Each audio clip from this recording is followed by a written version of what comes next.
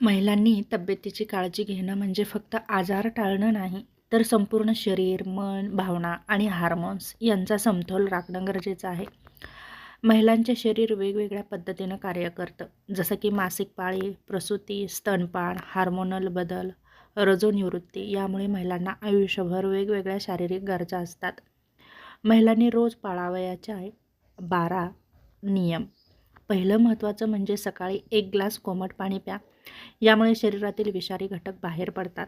30 ते 45 मिनिटे चाला. यामुळे वजन नियंत्रणात राहतं. हार्मोनचं संतुलन राहतं.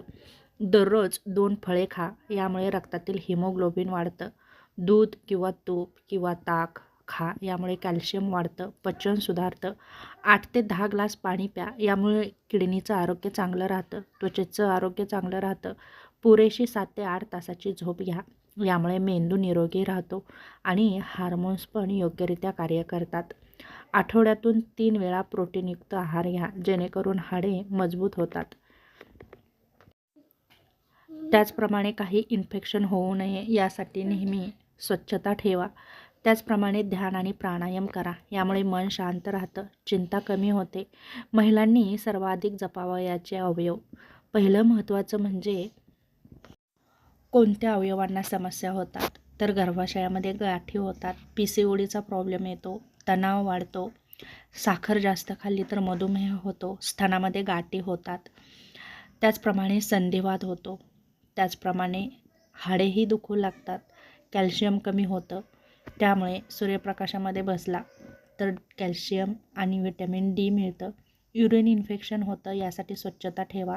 पुरेसं पाणी प्या. त्यामुळे हिमोग्लोबिन व्यवस्थित राहण्यास मदत होते. त्याचप्रमाणे अंडी, दूध, पालक यासारख्या भाज्यांचा समावेश करा. PCOD टाळण्यासाठी जंक फूड, फास्ट फूड कमी करा. तणाव कमी करा. गर्भनिरोधक गोळ्या डॉक्टरांच्या सल्ल्याशिवाय घेऊ नका. 30 ते 45 वर्ष आई बनणं, करिअरचा काळ असतो. त्याचप्रमाणे थायरॉईड, हार्मोनल बदल होतात. हाडे मजबूत ठेवण्यासाठी कॅल्शियम घेणं गरजेचं आहे. झोप कमी होणं आणि ताण अत्यंत हानिकारक आहे. 45 नंतर म्हणजेच रजोनिवृत्ती, गरम झटके, चिडचिड, हाडांची ठिसूळता सुरू होऊ शकते. व्हिटॅमिन D, कॅल्शियम अनिवार्य असतं. हार्मोनल बदल समजून घेणं खूप गरजेचं आहे. महिलांनी खास आहार या पद्धतीने घ्यावा, जसं की लोहयुक्त पदार्थ, बीट, गाजर, पालक, खजूर, अंडे, दूध, दही, तूप, तीळ यांचाही तुमच्या आहारामध्ये समावेश करणं खूप गरजेचं आहे. त्याचप्रमाणे बदाम, अक्रोड, मूग, हरभरा, पनीर, अंडी, मासे. त्याचप्रमाणे त्रिफळा चूर्ण किंवा हळदीचं दूध घेणं गरजेचं आहे. टाळावयाचे पदार्थ जसं की जास्त साखर खाणं टाळा, थंड पेये टाळा, जास्त तळलेलं fast food, noodles, biscuit, cake टाळा. रात्री उशिरा जेवण करणंही टाळा. पाळीच्या दरम्यान महिलांनी कोणती काळजी घ्यावी, तर बाहेरून जास्त थंड पदार्थ घेणं टाळा. 3 ते 4 तासांनी नॅपकिन बदलणं खूप गरजेचं आहे. पाळीच्या दरम्यान स्वच्छतेला खूप महत्त्व आहे, तरच तुमचं आरोग्य चांगलं राहू शकतं. रोज गरम पाण्यानेच अंघोळ करा. खूप वेदना होत असतील तर स्वतः औषधे न घेता डॉक्टरांचा सल्ला घ्या. ताण हा तुमचा खूप मोठा शत्रू आहे, त्यामुळे त्याला दूर ठेवा. ताण वाढल्यावर महिलांमध्ये हार्मोनचं असंतुलन होतं, PCOD वाढते, पाळी अनियमित होते, गर्भाशयामध्ये गाठी होतात, थायरॉईड वाढतं, केस गळतात, वजन वाढीची समस्या निर्माण होते. आणि जर तुम्हाला हे टाळायचं असेल तर तुम्ही दररोज 10 मिनिटे ध्यान करा, व्यायाम करा, प्राणायाम करा. त्याचप्रमाणे योगासनेही तुम्ही नक्कीच करू शकता. बटरफ्लाय, ताडासन, भुजंगासन यासारखी आसनं करू शकता. तुमचे आवडते छंद जोपासा. त्याचप्रमाणे स्तनांची काळजी घ्या. खूप टाईट ब्रा घालू नका.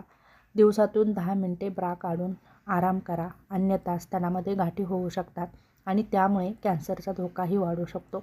त्यामुळे महिन्यातून एकदा नक्कीच चेकअप करून घ्या. स्तनामध्ये गाठ आहे का, वेदना, स्राव दिसल्यास ताबडतोब डॉक्टरांकडे जा.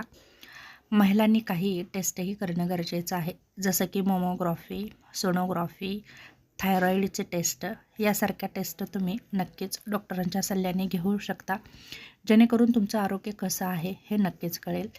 त्याचप्रमाणे मानसिक आणि भावनिक आरोग्यही व्यवस्थित ठेवणं खूप गरजेचं आहे. यासाठी तुम्ही स्वतःला वेळ द्या. प्रत्येक गोष्ट मनात साठवून ठेवू नका. जेथे गरज आहे तेथे नाही म्हणायला शिका. घर, काम, मुलं, नातेसंबंध हे सर्व सांभाळताना स्वतःला विसरू नका. आपलाही एक जीव आहे आणि तो खूप महत्त्वाचा आहे. तुम्ही आहात तर तुमचं कुटुंब आहे. त्यामुळे स्वतःला जपा, स्वतःची काळजी घ्या, स्वतःशी संवाद साधा.